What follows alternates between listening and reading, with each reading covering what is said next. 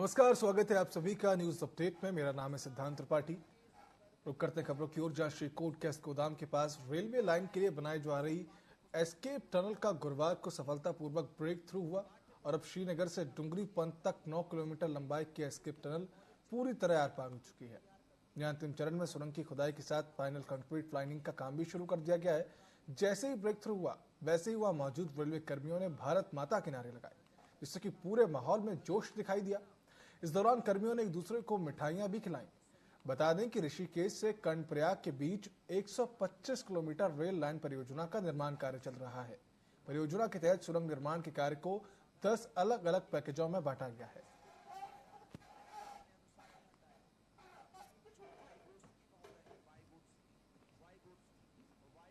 वहीं सितारगंज कृषि मंडी में लगाए गए धान तौल केंद्रों पर 1 अक्टूबर से धान की तौल शुरू हो गई थी। वरिष्ठ विपणन अधिकारी ओम नारायण मिश्र ने बताया कि सितारगंज कृषि मंडी में एसएमआई के 3 धान तौल केंद्र लगाए गए हैं। साथ ही बताया गया कि 25 दिनों में लगभग 7000 क्विंटल धान की तौल हो चुकी है। वरिष्ठ विपणन अधिकारी ओम नारायण मिश्र ने बताया कि क्षेत्र के किसान अपनी फसल को लेकर सितारगंज कृषि मंडी में पहुंच रहे हैं। बताया गया कि किसानों द्वारा कृषि मंडी में लाए गए धान को लाने के बाद धान में अगर 17% से अधिक नमी धान में पाई जाती है तो सूखने के लिए किसान से कहा जा रहा है।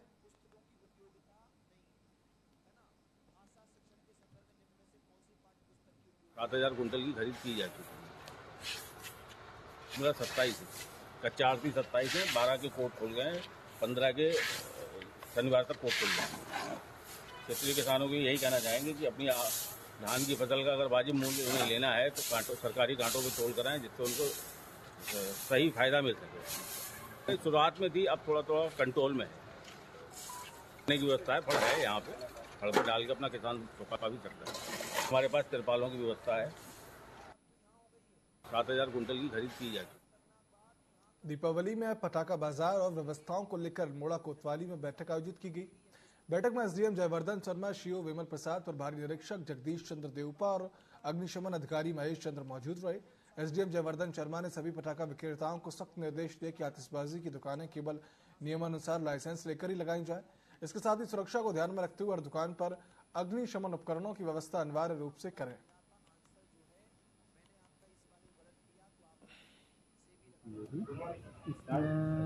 हमारी जो दुकानें हैं वहाँ की एडम्स ग्राउंड में लगेंगे, क्योंकि वो सुरक्षित भी है। फायर की दृष्टि से वहाँ पे हमारी फायर की गाड़ियाँ या मेडिकल टीमें, उन चीज़ों के लिए सबके लिए वो सुरक्षित है। तो इससे वो निर्णय लिया गया, वहीं पे करी जाएंगे। और ये 28 तारीख से व्यापारियों द्वारा कहा गया, 28 तारीख से 5 दिन का लाइसेंस। कुछ दिन बाद दिवाली का पर्व है और ऐसे में लोग खरीदारी करने के लिए बाजारों का रुख कर रहे हैं। ऐसे में भीड़भाड़ की स्थिति और जाम की स्थिति उत्पन्न न हो, इसको लेकर ट्रैफिक प्लान बनाया गया है। इसके बारे में जानकारी देते हुए हरिद्वार एसपी परमेंद्र सिंह डोभाल ने बताया कि आगामी धनतेरस और दिवाली के मद्देनजर एसपी ट्रैफिक के नेतृत्व में ट्रैफिक प्लान बनाया गया है, जिसके चलते जो नए पार्किंग स्थल हैं उनको चिन्हित किया गया है। इसी के साथ जिस गाड़ी का जहां तक एक्सेस है वह निर्धारित किया गया है और वन वे सिस्टम भी लागू किया गया है।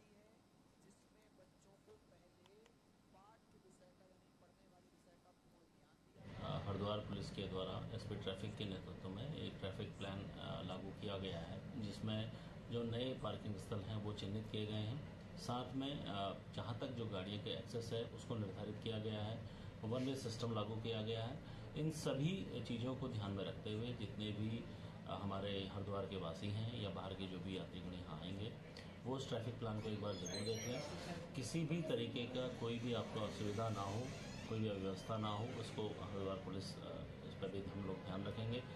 लेकिन किसी भी प्रकार का जो भीड़ का दबाव है टनकपुर क्षेत्र में रेलवे अतिक्रमण खाली करवाने का नोटिस जारी करने के बाद से क्षेत्र में हड़कंप मच गया। नोटिस मिलने के बाद से बीते 50-60 वर्षों में भूमि में काबिज लोगों के सामने दीपावली के समय सिर छुपाने का संकट आ गया। नोटिस जारी होने के बाद से मुख्यमंत्री कैंप कार्यालय पहुंचे। प्रभावितों ने मुख्यमंत्री के नाम ज्ञापन भेजा। ज्ञापन के माध्यम से उन्होंने कहा कि उत्तराखंड के चंपावत जनपद के टनकपुर शहर में पिछले 50-60 वर्षों से सैकड़ों परिवारों की घर बार दुकान टनकपुर के शहर की मुख्य सड़क के किनारे काबिज है। उन्होंने कहा कि वह सभी परिवार गृह कर, विद्युत कर एवं जलकर नियमानुसार समय पर राज्य सरकार को जमा करते हैं और सभी के पास संबंधित दस्तावेज भी मौजूद है। बावजूद इसके रेलवे प्रशासन बार बार घर व दुकानों को तोड़ने की सूचना देता है।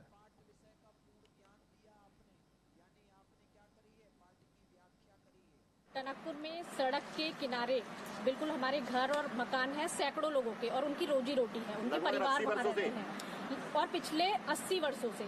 लेकिन लगातार रेलवे बार बार आकर के डर का माहौल बनाता है, कभी नोटिस चस्पा कर जाता है, तोड़ने की बात कह के जाता है।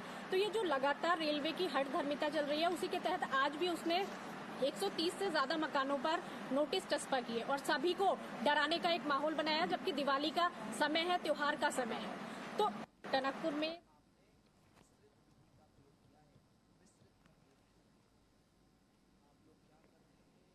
बनाते हुए और रेलवे विभाग पिछले कई वर्षों से हठधर्मिता अपनाते हुए और अपनी ताकत का इस्तेमाल करते हुए हम गरीबों को और ये हमारी माताएं बहनें जिन दुकानों पर आज नोटिस चस्पा किए हैं, इससे पूर्व में भी उन्होंने नोटिस चस्पा किए थे।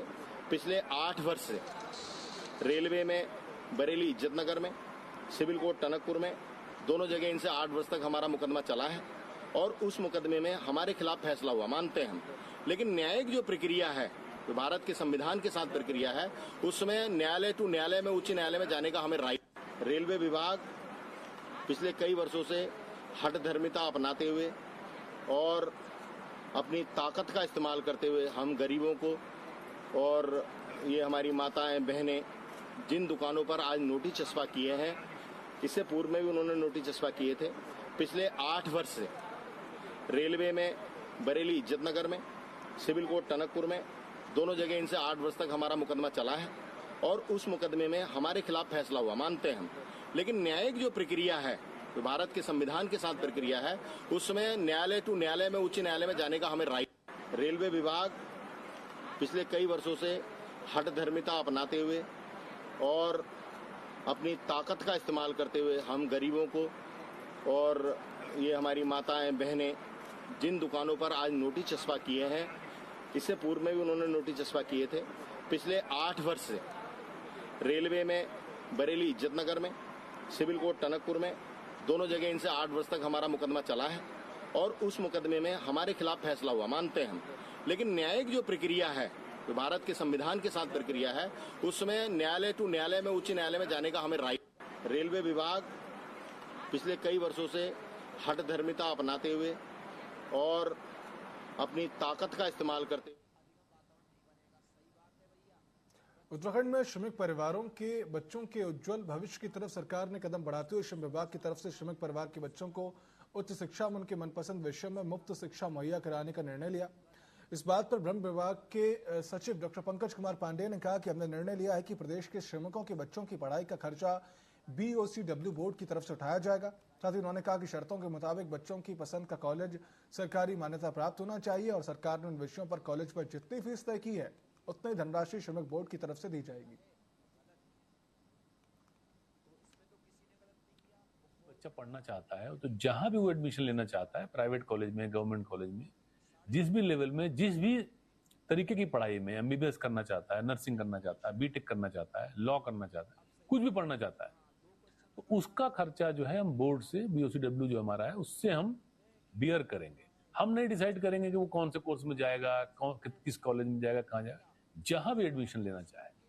हाँ, वो कॉलेज अप्रूव्ड होना चाहिए और जो मान्यता मिलती, जो रेगुलेटरी कमीशंस, रेगुलेटरी बॉडीज हैं जो मान्यता देती हैं प्रोफेशनल कोर्सेज को, वहां से उसके पास मान्यता होनी चाहिए।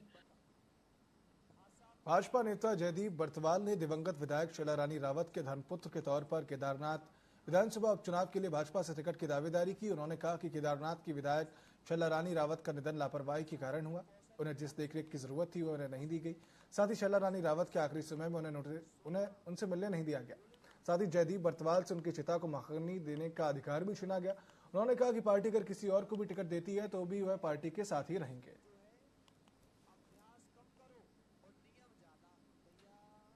खून के रिश्ते में तो मेरा नाम तो जयदीप सिंह बर्तवाल ही है, लेकिन अगर परिवार मन का रिश्ता है, भावनाओं का रिश्ता है, तो 3 दशक तक शैला जी के साथ साय की तरह चलने के कारण मेरी भी भारतीय जनता पार्टी के टिकट से दावेदारी है।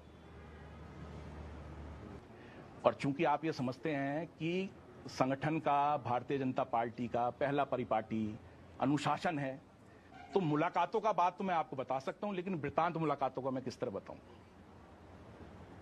मुलाकात मैंने जरूर करी है, ये मैं आपसे कह रहा हूँ।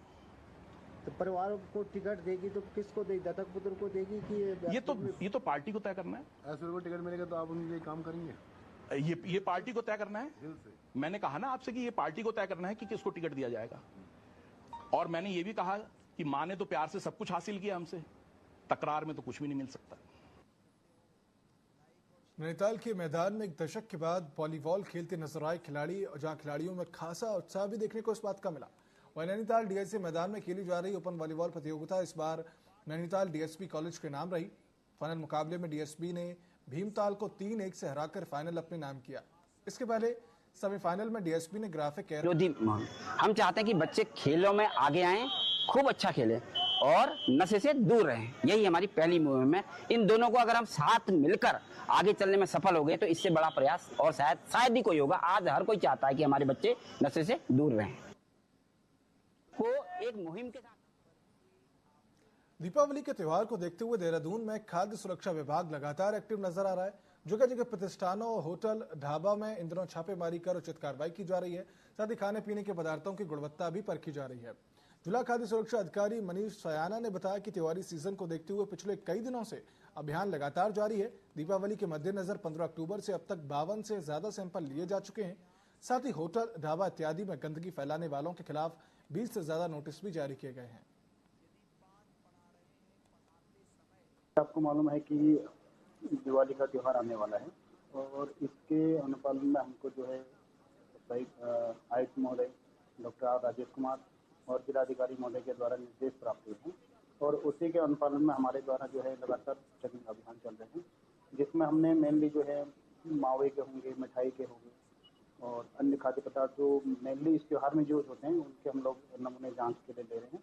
और रेस्टोरेंट में जो अभी माननीय मुख्यमंत्री जी ने ये थूक वाला प्रकरण चला है उसमें भी हम लोगों ने जो SOP बनाई है उसका भी अनुपालन करा रहे हैं। इनको जो है मास्क और जो है हेड कैप हो गया और जो है ग्लव्स पहनने के लिए करवा रहे हैं। आपको मालूम है कि अल्मोड़ा में निराश्रित और देखरेख के अभाव में जी रहे बुजुर्गों के लिए ओल्ड एज होम खुलने जा रहा है। हत्याड़ी के पास जल्दी ओल्ड एज होम का निर्माण होने वाला है और इस ओल्ड एज होम में 31 बेड का एक विशेष अस्पताल भी खोला जाएगा, क्योंकि बुजुर्गों की स्वास्थ्य देखभाल की सुविधाएं देगा। सरकार ने इसके लिए 1 करोड़ 80 लाख रुपए की राशि स्वीकृत भी कर दी है और सभी टेंडर प्रक्रिया पूरी हो चुकी है। आने वाले दिनों में निर्माण कार्य भी शुरू हो जाएगा, जिससे कि बुजुर्गों को एक सुरक्षित और देखभाल भरा वातावरण मिलेगा। जमीन हमको जिला प्रशासन ने उपलब्ध कराई है, जिसमें कि ओल्ड एज होम बनाया जा रहा है और उसमें RES द्वारा ये काम किया जा रहा है, जिसमें 1 करोड़ 80 लाख की धनराशि स्वीकृत हो गई है प्रथम किस्त के रूप में। तो ये काम अब शुरू होने वाला है और इसका टेंडर भी हो गया है RES के द्वारा। तो जल्दी 31 बेड का जो भवन है ओल्ड एज, वो शीघ्र ही बन के तैयार हो जाएगा। जमीन हमको जिला प्रशासन ने उपलब्ध कराई है, जिसमें कि पौड़ी के नयार घाटी फेस्टिवल में पर्यटक और खेल प्रेमी राफ्टिंग, क्वाकिंग समेत फिश एंगलिंग का जमकर लुत्फ उठा रहे हैं। महाशीर मछली को पकड़कर वापस से गंगा नदी में छोड़कर फिश एंगलिंग करते हुए महाशीर मछली के संरक्षण का संदेश भी दिया जा रहा है। और राफ्टिंग में भाग ले रहे सभी प्रतिभागी राफ्टिंग कर खासे उत्साहित हैं। पौड़ी विधायक राजकुमार पौरी और CDO ने हरी झंडी दिखाकर राफ्टिंग दल को रवाना किया। 3 दिनों तक व्यास घाट और बागी गांव आयोजित हो रहे फेस्टिवल के अंतिम दिन भी नयार घाटी साहसिक खेलों के चकाचौंध नजर आई। दरअसल नयार घाटी फेस्टिवल का उद्देश्य ग्रामीण पर्यटन को बढ़ावा देना है, जिससे कि आने वाले समय पर इस क्षेत्र में पर्यटन गतिविधि बढ़ सके।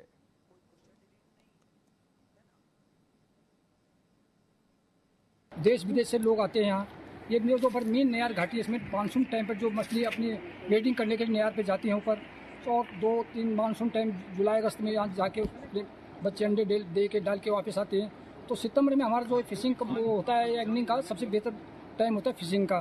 तो सितंबर में जो देश विदेश से लोग आते हैं। ये बहुत ही सुंदर आयोजन है और बहुत ही जिलाधिकारी महोदय की अभिनव पहल आप इसे कह सकते हैं, क्योंकि आपने देखा होगा कि इतने रिमोट एरिया में इस कार्यक्रम को किया जा रहा है और इससे यहाँ के ग्रामीणों को अवश्य लाभ मिलेगा। और मैं तो ये भी कहूँगा कि जो भी लोग इसमें जुड़ना चाहते हैं, ग्रामीण जो हैं, तो वो इससे लाभ उठाएं, क्योंकि जो भी नदी के किनारे जो लोग रहते हैं उसके पास इसकी काफ़ी संभावनाएं हैं। जैसे अभी एंगलर्स आए थे, उनके अनुभवों का लाभ लें और हमारी ये भी कोशिश रहेगी कि आगे आगामी समय में अगर इस एरिया के लोग या और भी जो हमारे जिले में जनपद हैं जहाँ पे कि एंगलिंग की संभावना है, देश विदेश से लोग आते हैं यहाँ। ये न्यूज़ पर मेन नयार घाटी। कुछ वर्ष पूर्व नगर पालिका लोहाघाट के प्रमुख मार्गों में क्षेत्र के स्वतंत्रता संग्राम सेनानियों व भारतीय सेना के शहीद जवानों के नाम के बोर्ड लगाए गए थे ताकि क्षेत्र के लोग व युवा पीढ़ी शहीदों की पहचान कर सके। वहीं नगर पालिका लोहाघाट की बड़ी लापरवाही सामने आई। लोहाघाट क्षेत्र के गंगनौला निवासी कारगिल युद्ध के अमर शहीद मोहन चंद्र जोशी के नाम का डिग्री कॉलेज तिराहे में लगाया गया बोर्ड नाली में गिरा हुआ है और पालिका के द्वारा शहीद के नाम के बोर्ड को उठाने की जहमत तक नहीं उठाई गई, जिस कारण लोगों में काफी आक्रोश है। शनिवार को निवर्तमान पालिका सभासद राजकिशोर स्वाहा व लोगों ने कहा कि उन शहीदों के नाम का घनघोर अपमान है जिनके द्वारा देश की रक्षा करते हुए अपनी शहादत दी गई थी। नगर पालिका लोहाघाट द्वारा विगत वर्षों में अमर शहीदों और स्वतंत्रता संग्राम सेनानियों के नाम कुछ मार्गों पर इनके नाम के बोर्ड लगे और मैं देख रहा हूं कुछ समय से इनकी कोई देख रेख नहीं हो रही है। आज बिष्टी जी आपको हमने उदाहरण के लिए एक बोर्ड दिखाया जो ये नाली में पड़ा है और हमें काफी बुरा लगा क्योंकि ये कॉलेज मार्ग है, यहाँ से छात्र छात्राएं जाते हैं आते हैं और सभी लोग इसको देख रहे थे। ये अमर शहीद मोहन चंद्र जोशी जी के नाम का बोर्ड लगा है जो कि अभी फिलहाल नाली में पड़ा है और इसकी देखरेख नगर पालिका लोहाघाट द्वारा की जाती है और मैं चाहता हूं कि इसको तुरंत संज्ञान में लेते हुए ये जो भी क्षतिग्रस्त बोर्ड हैं यही नहीं और मैं चाहता हूं कि तुरंत इनको मतलब ठीक किया जाए और सही जगहों में इनको स्थापित किया जाए। नगर पालिका लोहाघाट द्वारा विगत वर्षों में अमर शहीदों और स्वतंत्रता संग्राम सेनानियों के नाम। अल्मोड़ा में आयोजित खेल महाकुंभ के तहत ब्लॉक स्तरीय खेलकूद प्रतियोगिताएं शुरू हो चुकी हैं और इस आयोजन में विभिन्न आयु वर्ग के खिलाड़ियों ने हिस्सा लिया। 26 से 29 अक्टूबर तक चलने वाली इस प्रतियोगिता में एथलेटिक्स, कबड्डी, खो खो सहित विभिन्न खेलों में जिले की 10 न्याय पंचायतों से आए प्रतिभाशाली खिलाड़ी अपने कौशल का प्रदर्शन कर रहे हैं। प्रतियोगिता का शुभारंभ करने पहुंचे अल्मोड़ा विधायक मनोज तिवारी ने कहा कि जिले के खिलाड़ियों ने न केवल उत्तराखंड बल्कि पूरे देश का नाम रोशन किया है। उन्होंने अल्मोड़ा और उत्तराखंड में खेल सुविधाओं की कमी को लेकर चिंता भी जताई और खेल आयोजनों के लिए विभागीय बजट में बढ़ोतरी की मांग भी की है।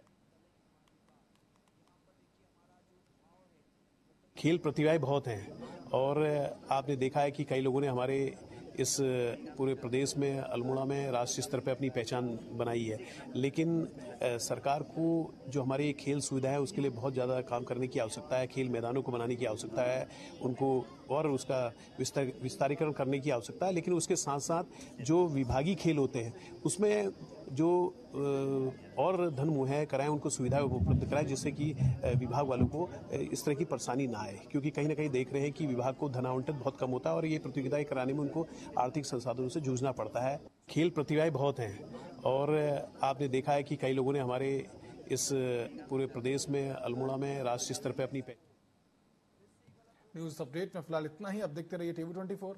शुभ रात्रि।